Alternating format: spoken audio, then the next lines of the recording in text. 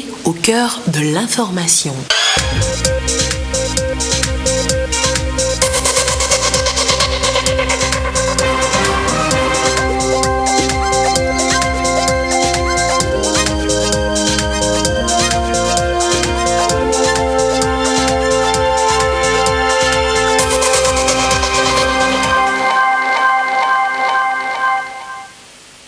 Bonsoir à tous, il est 20h. Dans l'actualité ce soir, Elavagnon, siège de l'Institut de formation en alternance et de développement IFAD, inauguré ce mardi par le chef de l'État. IFAD, quel type de formation et pour qui? Les précisions tout à l'heure dans ce journal. Le bac 2 débarrage des épreuves ce mardi, tout comme le CEPD chez les grands, tout comme chez les petits. C'est par les épreuves de français que l'examen a commencé ce matin. Dans quelle atmosphère? Eh bien, nous ferons le constat dans cette édition. Et puis, le sort des réfugiés en Afrique de l'Ouest va connaître meilleure amélioration. Le Parlement de la CEDEAO s'y engage. Elle tient une réunion à Lomé depuis ce matin. Voilà, madame, monsieur, le sommaire, bienvenue. Voici le 20h. Direction d'abord Elavagno, dans l'Est Molo. Le chef de l'État, Faure Gnassingbé, y a inauguré ce mardi l'Institut de formation en alternance et de développement IFAD. La cérémonie d'inauguration dans un instant. Image tout d'abord de l'arrivée sur place du président de la République.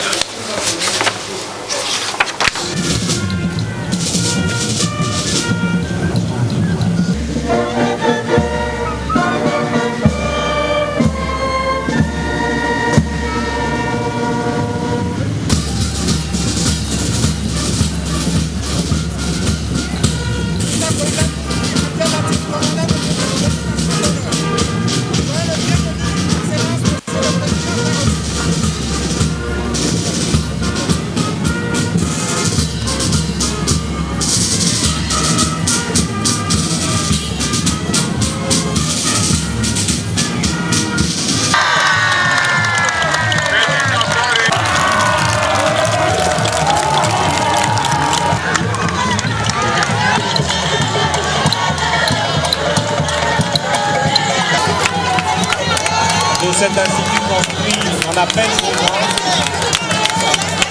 et qui pour la prochaine rentrée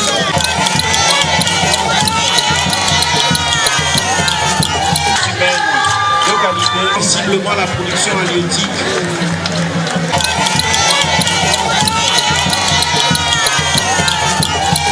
L'axe 2 du plan national de développement qui ambitionne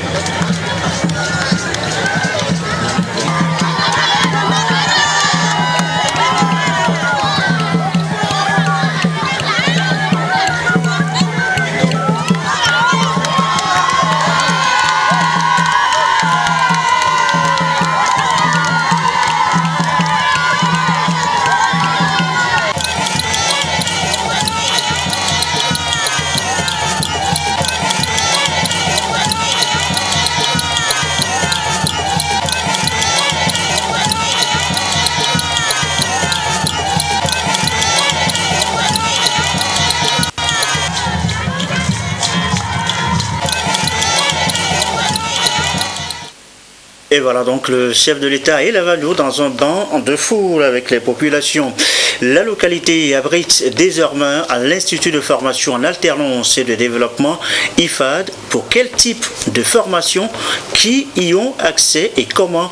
Réponse à toutes ces questions dans le reportage que nous allons vous proposer. Ce sont là quelques images pour l'instant de cet institut. Donc IFAD, nous reviendrons plus en détail. Nos services sont toujours dans la cabine de reportage. Après Lambda, le chef de l'État s'est rendu au marché d'Elavagno à peine 1 kilomètre de IFAD. Là aussi, le président de la République a remis aux bénéficiaires les clés du marché moderne construit que vous découvrez là à l'image dans le cadre du PUDC, Programme d'urgence de développement communautaire. Nous reviendrons là aussi sur les images. Nos reporters sont toujours à pied d'œuvre. Vous découvrez là donc quelques images de la bâtisse et nous reviendrons bien bien évidemment donc là déçu dans le courant de cette édition-ci. Tout est terminé. Avant son déplacement sur El Avanou, le chef de l'État a accordé des audiences ce matin. La première à Moustapha Cissé Lo, le président du Parlement de la CEDEAO, est allé discuter de la réunion parlementaire de son institution, réunion ouverte ce mardi à Lomé. Nous entendrons tout à l'heure le président Cissé Lo sortir de l'audience. Une délégation de l'Association de gestion des ports de l'Afrique de l'Ouest et du Centre a aussi conféré avec le chef de l'État, Fornia Singbe. Les échanges ont porté sur les défis, les enjeux liés au port, à l'économie bleue. Toutes les précisions au micro de Ramdan Bassina. Compte beaucoup pour nous, pour la CEDEAO, parce que le Togo constitue une plaque tournante. Et nous organisons chaque fois de besoin des réunions dites délocalisées. Donc il y a une commission mixte qui va se réunir pendant 5 jours ici. Donc en tant que président du Parlement, je ne peux pas fouler le sol togolais sans venir voir le président, lui faire part de la mission, lui expliquer ce que nous sommes venus faire ici, prendre ses conseils, mais aussi le féliciter à la suite des élections qui ont été organisées ici à Lomé, les élections législatives qui ont consacré la victoire de son parti, l'encourager à aller dans le sens de l'apaisement, dans le sens de l'unification du Togo, d'appeler tous les acteurs politiques pour échanger avec eux des questions brûlantes de l'heure, c'est-à-dire les questions qui interpellent les citoyens ici et pour un meilleur cadre de vie. Donc nous sommes là pour 5 jours, nous sommes venus vraiment rendre une visite de courtoisie. C'est une visite vraiment du président du Parlement à un des chefs d'État de la CEDEAO, donc qui joue un rôle essentiel dans le fonctionnement de la CEDEAO. Donc nous avons bien discuté, nous avons été bien accueillis ici. Nous avons été honorés d'être reçus par le président de la République togolaise ce matin. Et nous avons sollicité cette audience dans le cadre de notre présence à Lomé. Parce que je tiens aujourd'hui à Lomé la 40e conférence des directeurs généraux des ports de l'Afrique de l'Ouest et du Centre. Notre association dont le président est avec moi, l'AGPOAC, Association de gestion des ports d'Afrique du Centre et de l'Ouest, tenons des réunions tournantes tous les 2 ans. Et cette année, nous sommes à Lomé. Et nous ne pouvons pas venir à Lomé tenir une réunion aussi importante avec 22 directeurs généraux de ports sans solliciter à rendre visite quand même aux autorités du pays et qui nous reçoivent pour ces échanges-là. Et ce matin, nous avons donc été honorés d'être reçus par le président de la République qui nous a prodigué des conseils et des recommandations par rapport à ce que les États attendent des ports. Des ports, c'est important pour les économies nationales et sous-régionales et c'est bon que de temps en temps, nous venons prendre des directives des États pour voir un peu comment gérer mieux nos associations et comment travailler mieux à intégrer nos économies. Nous avons donc été très instruits par le président de la République et nous sommes heureux et nous avons été introduits par le directeur général du port autonome de Lomé que je voudrais remercier et dire que ça a été une audience très enrichissante pour nous. Et voilà donc les audiences accordées ce matin par le chef de l'État. À propos précisément donc du Parlement de la CEDEAO, quelle attitude face au sort des réfugiés? Quelle solution pour améliorer leur situation dans l'espace? Eh bien, l'institution étant réunie à Lomé depuis ce matin, elle envisage une meilleure prise en charge. Mais comment cela va se faire? Augustin Kossi, au démarrage des travaux ce matin. Une réunion délocalisée de la commission mixte du Parlement de la CEDEAO à Lomé. La séance est consacrée à une question relative à la vie de la communauté, la prise en charge des réfugiés et des personnes déplacées au sein de l'espace. Et pour en parler, les acteurs, départements et institutions impliqués sont là et planchent sur la contribution des organisations internationales et non gouvernementales aux défis liés aux soins de santé, d'hébergement et d'alimentation des personnes déplacées et des réfugiés. Le chef de la délégation des députés du Togo au Parlement de la CEDEAO a d'abord souhaité la bienvenue aux différentes parties, puis au co-président de la commission mixte de dévoiler les enjeux de la rencontre. La commission mixte, c'est l'ensemble des commissions. Ici, il y en a 4. Ces thèmes que nous développons sont les thèmes qui sont liés aux réfugiés, à l'immigration, à tout ce qui est causé par des intempéries, mais aussi par les guerres, par certaines hostilités. Il y a aussi des violences qui ne sont pas connues, c'est-à-dire des gens qui se sentent menacés politiquement, qui choisissent d'immigrer quelque part où ils sentent, où ils peuvent être en liberté, où ils peuvent être en sécurité, où ils peuvent peut-être s'exprimer sous certaines conditions. Bien des crises sont à l'origine de ce phénomène.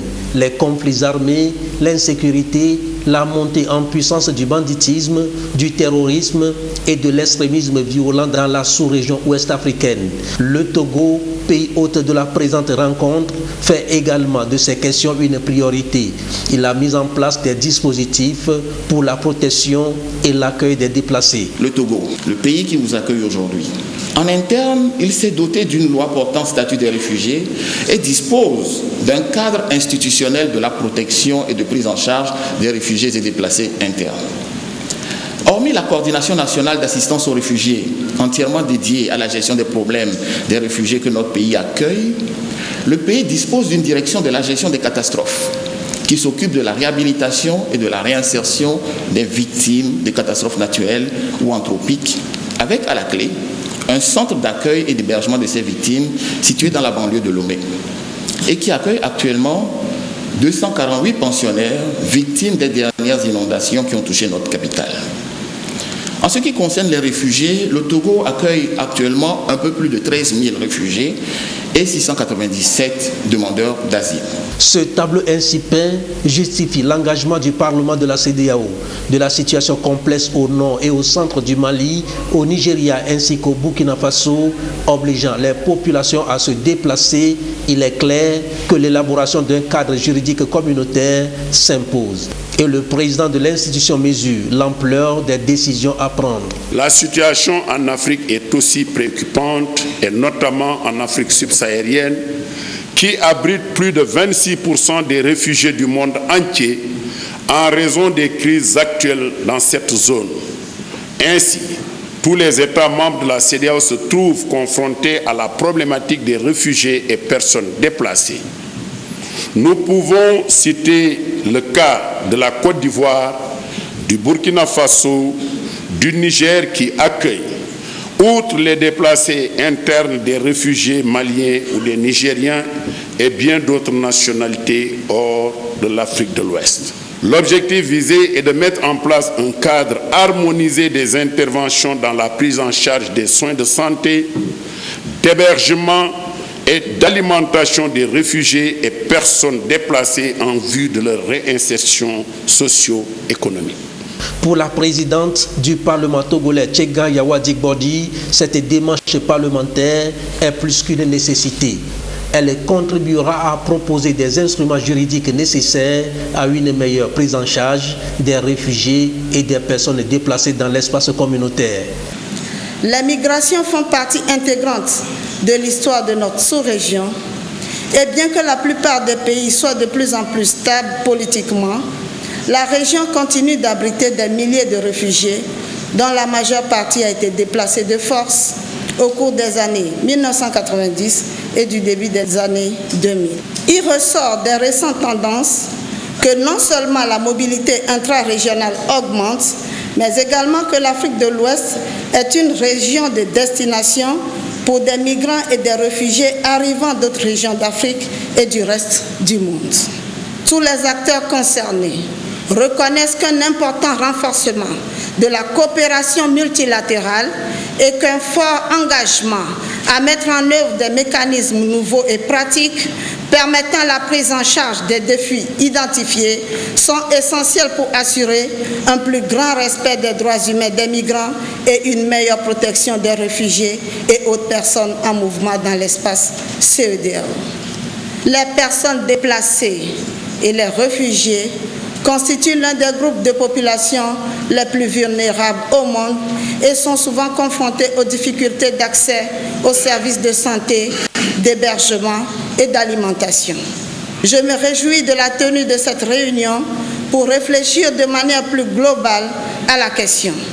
À l'évidence, Le choix de ce thème traduit à juste titre la nécessité pour nos pays de convenir de meilleurs mécanismes de partage d'informations et de mise en commun de nos ressources et outils en la matière. Nous pourrions ainsi nous doter de capacités et de moyens communs pour réagir rapidement et de manière plus efficace aux demandes d'aide de cette couche de nos populations. Le Togo, pour sa part, sous la haute autorité du président de la République, son Excellence M. Faure Essazimna Gnassingbé, portera une attention particulière aux conclusions qui sortiront des travaux et réaffirme son engagement à soutenir toutes les initiatives visant à renforcer davantage les liens d'intégration sociale régionale que les États s'efforcent de construire. Ces réflexions vont amener les participants ici présents pendant 5 jours à connaître la politique de la CEDEAO en matière de prise en charge des réfugiés et des personnes déplacées et le cadre d'intervention des organismes. Ils proposeront des mécanismes alternatifs à l'accès aux soins de santé, au logement et à l'alimentation des personnes déplacées et des réfugiés. Je vous l'annonçais tout à l'heure dans les titres, début ce mardi de l'examen du bac 2. Premières épreuves ce matin, le français avec 3 sujets au choix pour les candidats. Ils sont plus de 74 000 cette année à frapper aux portes de l'université. Comment a été le démarrage ce matin? On fait le tour dans ce reportage avec Edem Soussou. C'est des choses que vous avez l'habitude de faire. Il faut vraiment s'apprendre. Les choses positivement. Coup d'envoi de l'examen du baccalauréat, deuxième partie avec l'épreuve de français. C'est le début d'un parcours de combattants qui va durer toute une semaine. Ils sont 74 475 candidats, toutes séries confondues, à tenter leur chance pour décrocher ce premier diplôme universitaire. Un précieux sésame à acquérir au prix de 1000 sacrifices. 85 centres d'écrit sur toute l'étendue du territoire sont mobilisés pour le bac 2 2019. Le ministre de l'Enseignement supérieur et de la Recherche s'est assuré du bon déroulement de l'examen. Tout semble bien démarrer. C'est tout ce que nous souhaitons, travailler dans la paix. Depuis hier, on les a reçus dans les établissements, dans les centres d'écrit et ils composent jusqu'à preuve du contraire dans de bonnes conditions. Comme d'habitude, il y a des séries comme par exemple la série C qui est toujours à la traîne en train de baisser. L'effectif est en train de baisser. Bon. On verra ce qu'on peut faire pour améliorer. Concentration au maximum. Au lycée d'enseignement technique et professionnel de Lomé, tout se passe visiblement bien. Même constat ici au lycée de Tokoin. Déjà hier, nous avons fait une séance essai qui concernait les matières facultatives et c'est là où nous avons jaugé de la capacité, notre degré d'être prêt et aujourd'hui les choses sérieuses commencent. Nous avons constaté que dans les salles, les élèves sont sereins. Nous pouvons présumer qu'ils sont prêts à aller jusqu'au bout. Je suis confiant quant à la bonne réussite de nos élèves, mais un examen est un examen. Les années se suivent, le bac 2, ce n'est pas toujours la même chose d'une année à l'autre. Et nous attendons la fin des épreuves pour savoir ce que nos enfants vont donner réellement. Nous leur demandons toujours d'être confiants, d'être sûrs que ce n'est pas de l'extraordinaire qui va sortir, c'est le programme qu'on a exécuté au cours de l'année. Des mesures sont prises pour éviter tout type de fraude. Cette année, on enregistre un nombre un peu élevé de candidats par rapport à l'année dernière. Il y a eu un bond de près de 17 000 candidats cette année. Si le bac 1 a été très bon, ça veut dire qu'il y a beaucoup de candidats qui arrivent. Vous avez certains CEG qui ont été transformés en lycée, qui ont maintenant la classe de terminale. Le nombre total des filles inscrites est de 28 123, soit 22 537 au niveau de l'enseignement général, contre 5 586 pour l'enseignement technique. Bonne réussite. Eux se battent donc pour l'université. Les tout petits bataillent pour le collège. Le CEPD a aussi commencé ce matin avec l'étude de test Le Hérisson et la Vipère, un test de Octave Mirbeau soumis à plus de 203 candidats sur l'ensemble du territoire national. Le constat au démarrage dans certains centres d'écrit de Lomé. Gérald Agoudou. 8h10 ce mardi matin. La cloche a retenti pour donner le coup d'envoi aux épreuves du certificat d'études du premier degré CEPD session de juin 2019. Première épreuve, l'étude de test. Ici, les candidats ont 1h15 pour parcourir le test intitulé « Le hérisson et la vipère » puis répondre aux questions de vocabulaire, grammaire, conjugaison et intelligence du test écrit par Octave Mirbeau. 9h25. Le test parle du hérisson et de la vipère. J'ai trouvé que les questions sont abordables. J'ai vu le test facile. Il y a les mots qui ne sont pas difficiles. J'ai vu que les questions sont abordables. Pour constater l'effectivité du démarrage des épreuves au programme de cet examen, une délégation ministérielle des enseignements primaires et secondaires a parcouru 3 centres d'écrit à Lomé. L'école privée laïque La Source à Aguanivé, l'école primaire publique de Toglikopé et l'école primaire publique centrale d'Aguanivé. Tout a bien démarré. Et il nous est revenu d'ailleurs de l'intérieur du pays et même à Accra où nous avons un centre d'écrit de cet examen que tout a bien commencé et nous nous réjouissons donc que ça se passe ainsi et nous espérons que ça va se poursuivre et se terminer dans cette même condition. Depuis la rentrée jusqu'à maintenant, tout s'est passé dans le calme, dans la paix, la sérénité. Et cela est le fruit de l'effort conjugué de tous les acteurs, de tous nos partenaires, dont les parents d'élèves et surtout nos premiers responsables au niveau départemental, au niveau du gouvernement et même au niveau de la première responsabilité de ce pays. Je voudrais parler du chef de l'État qui a œuvré à ce que la sérénité, la paix puisse régner dans tout le pays. Et donc, vraiment merci à tout un chacun pour ces efforts consentis. Au plan national, cette année, 203 448 candidats, dont 98 117 filles, ont été enregistrés pour le CEPD session de juin 2019. Une augmentation de 0,7%, soit 1416 candidats de plus que l'année dernière. La promotion de la parité genre en milieu scolaire a permis cette année d'avoir un taux de 48,57% par rapport aux garçons à cet examen avec une hausse de 1035 filles de plus comparativement à l'année dernière. Les épreuves du CEPD session de juin 2019 prennent fin jeudi prochain. L'intérieur du pays, le secrétaire général en parlait tout à l'heure. Nous partons justement pour l'intérieur du pays. Et qu'en est-il exactement donc du démarrage? Reportage à suivre, notamment à Kara et à Dapon avec nos bureaux sur place. Dernier conseil du directeur régional de l'éducation de la Kara et du préfet de Dankpen aux élèves du cours moyen deuxième année qui composent à l'école primaire publique de Guerinkouka Centre avant le début des épreuves. C'est cet établissement qui a été retenu pour le lancement de l'examen du certificat d'études du premier degré dans la région de la Kara. Pour entrer au collège, les élèves du CM2 doivent obtenir le CEPD. Ce diplôme est le premier dans le système éducatif au Togo. Après avoir procédé au lancement de l'examen à l'école centrale de Guerinkouka, le directeur régional de l'éducation et le préfet de Dankpen ont parcouru d'autres centres pour constater le déroulement de l'évaluation. Toutes les conditions sont réunies. Nous avons eu le retour des listes, nous avons eu les épreuves et tout a été dispatché depuis hier. Les réunions techniques ont eu lieu et donc ce matin, nous venons de procéder au lancement officiel du CEPD dans la région, ici à Dankpen. Nous avons parcouru un certain nombre de centres et nous avons constaté que tout se passe bien. Nous avons déjà les échos des autres inspections où tout a bien démarré également. Donc nous disons que nous rendons grâce à Dieu, tout se passe bien.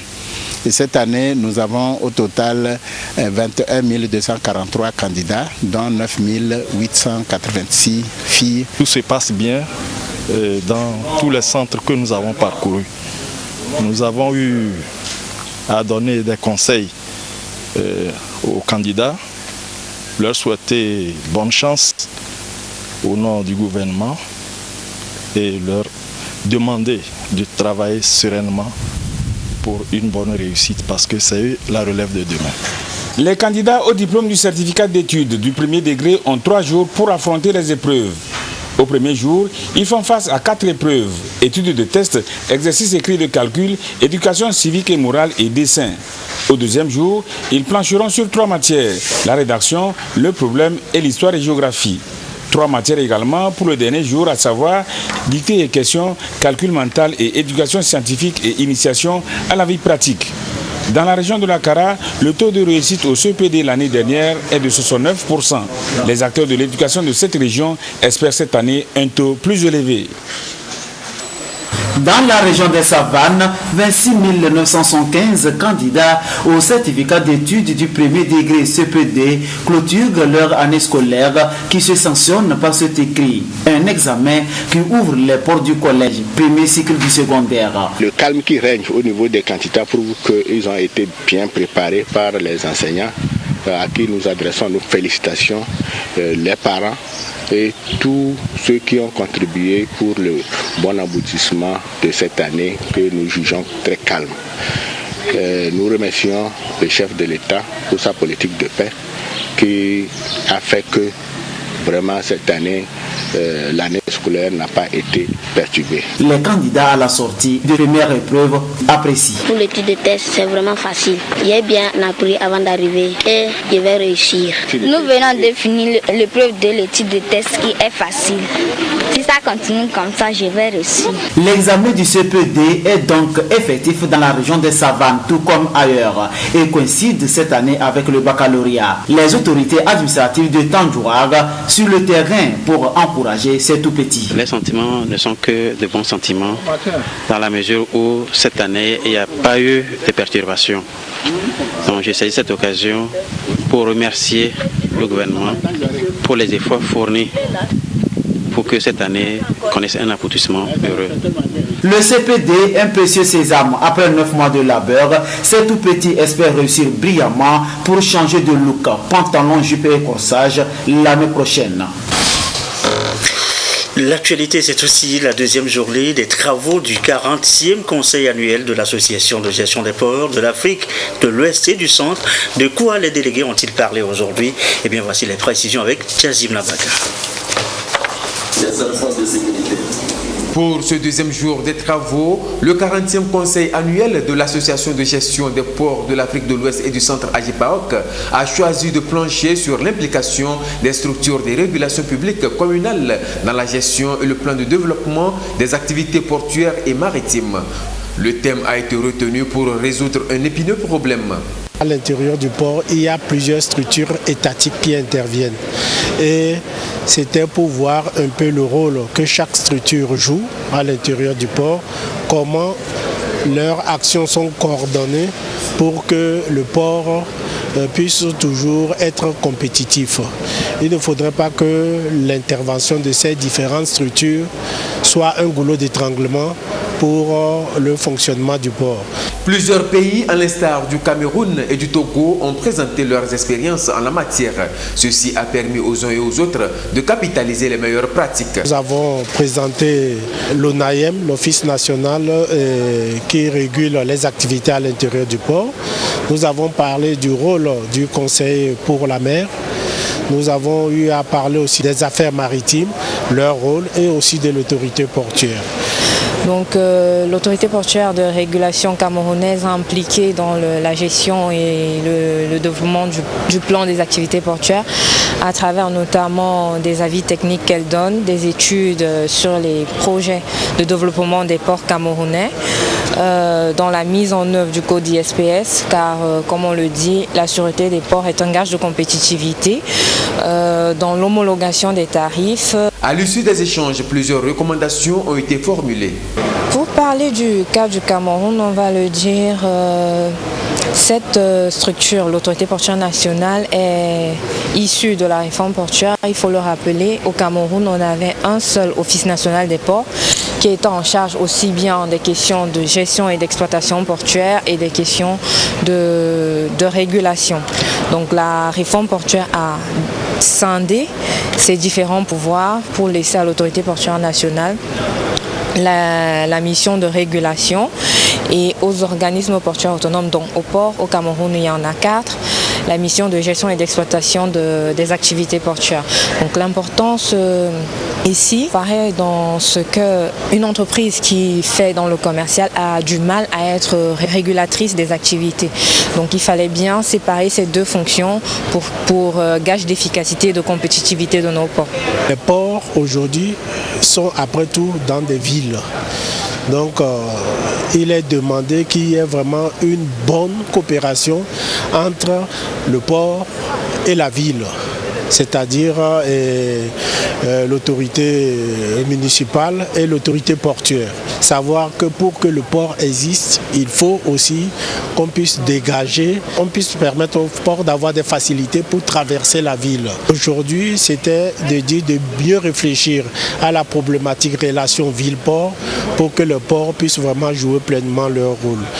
Et parmi ce que nous avons dit aussi, nous avons parlé de la sécurité maritime. Il y a beaucoup de structures étatiques qui jouent ce rôle. Donc c'est de voir ensemble comment coordonner avec l'autorité portuaire pour que vraiment on puisse parler le même langage. Il est aussi recommandé d'assurer la coordination, l'exécution du contrôle et du suivi-évaluation des projets du secteur afin d'impulser un dynamisme effectif et le développement des activités portuaires. Notez aussi que le bureau du comité interparlementaire de l'UEMOA apporte sa contribution à la lutte contre le terrorisme dans l'espace. Le sujet est inscrit à l'ordre du jour de la deuxième réunion de cette organisation depuis hier à Lomé. Qu'est-ce qui va être fait concrètement? Eh bien, voici les précisions avec Prudence Zinsou. De l'année, les défis sécuritaires dans l'espace UEMOA inscrits en bonne place à cette deuxième réunion du bureau du comité interparlementaire de l'UEMOA Lomé. Cette organisation joue sa partition en matière de prévention et de lutte contre le terrorisme dans les 8 États membres de l'UEMOA. À l'agenda de ces assises, l'analyse et l'examen de l'avant-projet de compte-rendu de la 43e session ordinaire du CIP tenue à Cotonou en avril dernier. Ces députés vont également se prononcer sur le cadre budgétaire à moyen terme du CIP au titre de l'exercice 2020-2022. Nous faisons un balayage pour savoir exactement de quoi nos pays souffrent et nous réfléchissons sur ça et nous faisons des propositions à l'exécutif. Nous essayons d'aider l'exécutif, de leur apporter le maximum d'informations que nous vivons réellement sur le terrain parce que nous sommes des dames et des hommes du terrain. Nous faisons des plaidoyers, nous faisons des recommandations. Maintenant, à nous d'être souvent avec nos présidents de l'Assemblée pour être sûrs si ce que nous faisons arrive à bon port. Cette rencontre de Lomé s'inscrit dans le contexte de la programmation des activités du CIP pour le premier semestre 2019. Dans sa mission de consultation et d'animation des débats sur l'intégration, le CIP prépare d'ores et déjà une conférence internationale des femmes parlementaires de l'UEMOA. Elle est prévue au premier trimestre de l'année 2020. Que retenir à présent de la rencontre des points focaux du programme de la police de proximité? Eh bien, cette rencontre a eu lieu ce mardi à Lomé. Que retenir précisément? C'est avec Tchazimla Mbaga. À Lomé, ces points focaux venus du Bénin, du Burkina Faso, du Ghana, du Mali, du Niger et du Togo évaluent les progrès réalisés dans l'implémentation du concept de police de proximité dans leurs pays respectifs. Un concept innovant développé avec l'accompagnement de la Fondation Hansedel pour faire face au fléau de l'extrémisme violent, du terrorisme et de toute autre menace sécuritaire qui sévissent dans la sous-région. Seule la coopération transfrontalière pourra de manière durable résoudre les problèmes de la sécurité en Afrique de l'Ouest. Et c'est ainsi que les partenaires des services de sécurité des différents pays ont ensemble avec la Fondation Hansedel décidé de promouvoir ce concept de la police de proximité. Dans d'autres pays on dit police citoyenne ou police communautaire.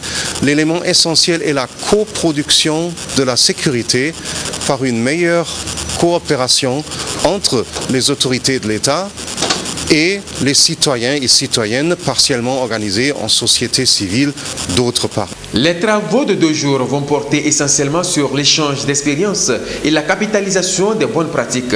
Des réflexions seront menées également sur l'idée de création d'une école régionale de police de proximité, l'éventuelle prorogation de la fin du programme de promotion de la police de proximité en Afrique de l'Ouest de 2020 à 2022 et le passage de son pilotage à une autorité régionale. La question de la sécurité et du vivre ensemble est prise très au sérieux par les plus hautes autorités togolaises qui l'ont inscrit dans le plan national de développement 1822, dont l'une des déclinaisons de l'axe 3 préconise d'assurer la défense et la sécurité du territoire national pour créer un environnement sécurisé et propice aux affaires. Une visite de l'école nationale de police est prévue dans l'agenda de ces assises. La non-violence, la paix et le vivre ensemble, comment les rendre pratiques en cette période électorale? Eh bien, le réseau des journalistes panafricains pour la paix et la non-violence était justement à Soukoury. C'était pour une campagne de sensibilisation. Lamarck Bojona pour le compte rendu. À Sokodé, depuis quelques années, la paix, le vivre ensemble et la cohésion sociale sont menacés par des agitations politiques détruisant dangereusement le tissu social. Le réseau des journalistes panafricains pour la paix et la non-violence veut corriger les tirs pour que de tels comportements ne se reproduisent plus. En cette période d'élection communale, il a choisi de sensibiliser les populations afin de contribuer à la promotion d'une culture de paix, du respect d'autrui et de vivre ensemble. Nous avons échangé avec les dignitaires religieux, et les chefs cantons et ceux de quartier, les imams, les jeunes et les femmes de Sokodé sur les élections apaisées. Le Togo, notre pays, rentre dans une de ces phases critiques avec les élections, sinon avec les locales que nous n'avons plus jamais connues il y a près de 32 ans. Alors, dans la foulée, nous avons commis un expert en question de décentralisation, notamment M. Tchakondo, qui a essayé d'amener les uns et les autres à comprendre le bien fondé de cette élection qui permettra d'élire nos dirigeants locaux pour pouvoir engranger le développement local inclusif. Pour ce qui est des confrères journalistes, nous leur avons appelé de jouer leur partition en ne jetant surtout pas de l'huile sur du feu, en se mettant dans la logique des émissions qui puissent amener leurs auditeurs à ne pas cultiver la violence. La sensibilisation a permis de mettre sur pied un comité préfectoral de 9 membres pour promouvoir la non-violence dans la préfecture de Tchaoudjo. Il aura pour mission d'endiguer les actes de vandalisme avant, pendant et après les manifestations légales de rue, mais aussi identifiera les foyers susceptibles de générer des tensions et contribuera à la résolution des problèmes en utilisant les mécanismes de règlement des différends établis par les autorités. Deux communiqués avant de refermer cette édition. Communiqué d'abord du ministre de l'administration territoriale, de la décentralisation des collectivités et locales. Dans le cadre de la célébration de la journée des martyrs, le 21 juin, il sera procédé au dépôt de gerbes le vendredi 21 juin 2019 selon le programme ci-après. À Lomé, place des martyrs, 7h, arrivée et installation des populations, 7h25, arrivée et installation des invités, 7h30, arrivée et installation des chefs d'état-major des armées, arrivée et passage en revue des troupes par le chef d'état-major général des forces armées togolaises. 7h35, arrivée et installation des membres du gouvernement. 7h40, arrivée de Madame la Présidente de l'Assemblée nationale. 7h45, arrivée de Monsieur le Premier ministre. 7h50, arrivée de Son Excellence Monsieur le Président de la République ou de son représentant. 8h, dépôt de la gerbe, sonnerie aux morts. 8h05, rappel historique par le maître de cérémonie.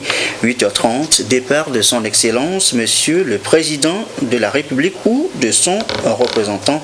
Fin de la cérémonie. Dans les préfectures, le dépôt de gerbe se fera aux endroits prévus à cet effet à la même heure. La Commission nationale des droits de l'homme, CNDH, a été informée d'un incident qui s'est produit à la prison civile de Vaughan le dimanche 16 juin 2019 aux environs de 13h. Le lundi 17 juin 2019, elle a effectué une mission dans la ville pour s'enquérir des précisions sur l'incident. Sur les lieux, la délégation a rencontré les responsables de la prison et le procureur de la République. Il ressort des faits que pour permettre aux détenus de communiquer par téléphone avec l'extérieur, notamment leur famille, l'administration pénitentiaire a mis en place un service téléphonique. C'est ainsi que dans la journée du 16 juin, 2 détenus, après avoir téléphoné, ont agressé et grièvement blessé le surveillant de l'administration pénitentiaire préposé à cette tâche au moyen d'une arme blanche, cuillère aiguisée. Ils ont réussi à lui retirer les clés, à ouvrir le portail et à prendre la fuite. Les détenus en cause ont été rattrapés et confiés à la brigade territoriale de la ville sur instruction du procureur. Cet incident a causé au total 3 blessés parmi les surveillants de prison, dont un grièvement. La CNDH déplore cet événement malheureux et invite les autorités pénitentiaires et le gouvernement à renforcer les mesures sécuritaires dans les prisons en vue de prévenir de tels incidents. Et puis après ce journal tout à l'heure sur notre antenne, vous suivrez la rediffusion du panel ayant trait au rôle des partenaires au développement dans la mise en œuvre du PND. À suivre donc tout à l'heure après le journal. Et ceci referme justement ce journal. Merci à vous qui nous suivez ce soir, encore et particulièrement à Elavanou et dans tout l'Est Mono, et comme d'habitude, toujours fidèlement. Très belle soirée.